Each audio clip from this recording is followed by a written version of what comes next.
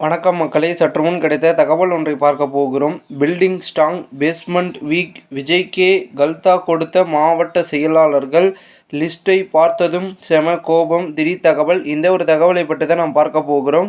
தகவலை பார்ப்பதற்கு முன்னதாக நீங்கள் நம்மளுடைய சேனலுக்கு புதிய பார்வையாளர்களாக இருந்தீர்கள் என்றால் மறக்காமல் நம்மளுடைய சேனலை சப்ஸ்கிரைப் செய்து வைத்துக் கொள்ளுங்கள் மக்களே.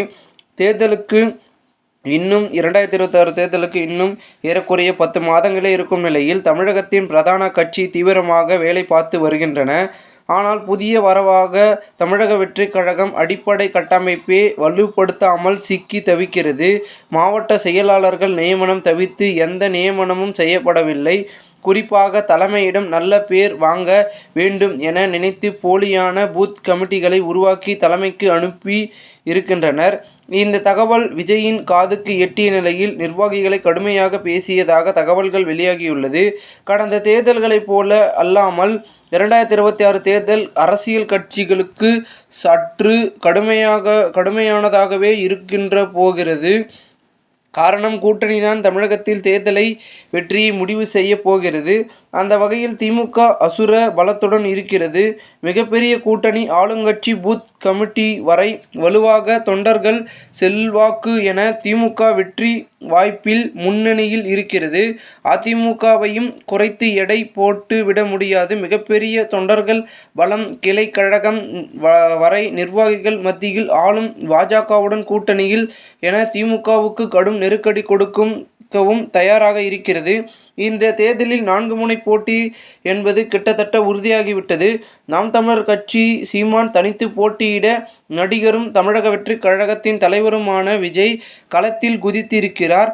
நான் தான் முதலமைச்சர் வேட்பாளர் என திட்டவட்டமாக கூறியதோடு தனது தலைமையில் கூட்டணி என அறிவித்துள்ளார்.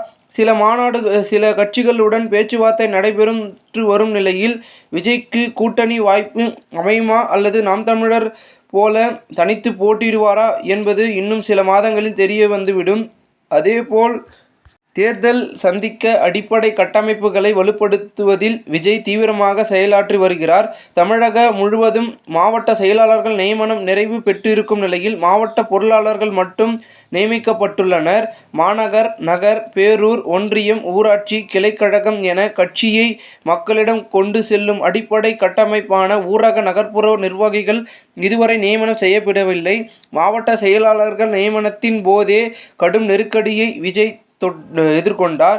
விஜய் ரசிகர்கள் மன்றத்தில் இருந்து பல ஆண்டுகளாக உழைத்தவர்கள் புறக்கணிக்கப்பட்டதாகவும் கூறிய பலர் கட்சியை விட்டு வெளியேறினர். இந்த நிலையில் மாநகர், நகர் பகுதிகளாகவும் தங்களுக்கு கிடைக்கும் என்றும் ஆசையில் பலர் இருக்கின்றனர். அதனால் தான் தற்பொழுது வரை அப்பகுதிக்கு நியமனம் நடைபெறவில்லை.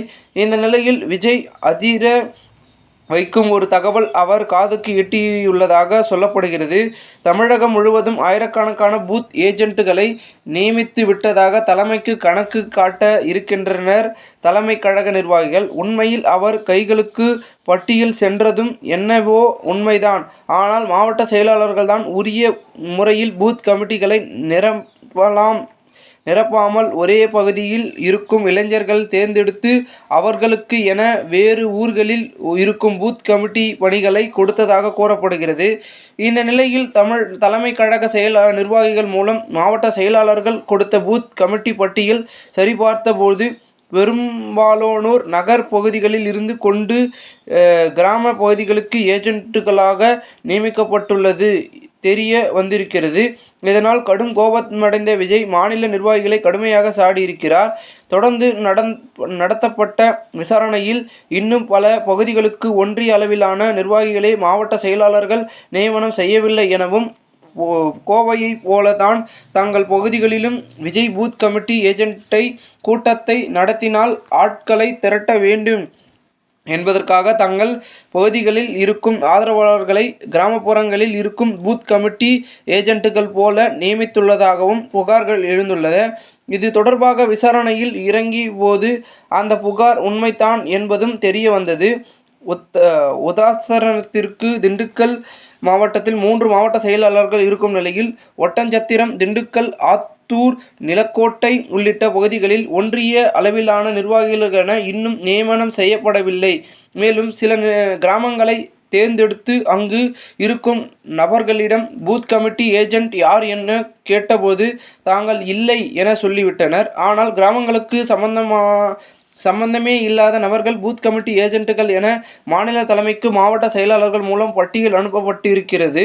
திண்டுக்கல்லில் மட்டுமல்ல, தமிழகம் முழுவதும் இதேபோல்தான் என்கிறார்கள் சீனியர் நிர்வாகிகள். தேர்தலுக்கு இன்னும் 10 மாதம் மட்டுமே இருக்கும் நிலையில் அடிப்படை கட்டமைப்பை வலுப்படுத்தாமல் இருப்பது தேர்தலில் போது விஜய்க்கு நிச்சயம் நெருக்கடியை ஏற்படுத்தும் என்கின்றனர் அரசியல் வட்டாரங்கள். இந்த ஒரு தகவல் பெரும் பேசும் பொருளாக இருக்கிறது அரசியல் வட்டாரத்தில். இந்த ஒரு தகவலை குறித்த பொதுமக்கள் உங்களுடைய கருத்துக்களை நீங்கள் கமெண்ட் மூலமாக தெரிவிங்கள். இதுபோன்று நீங்கள் அரசியல் சார்ந்த நிகழ்வுகளாம் தினசரி தெரிந்து கொள்ள நம்மளுடைய சேனலை சப்ஸ்கிரைப் செய்து வைத்துக் கொள்ளுங்கள். நன்றி, வணக்கம்.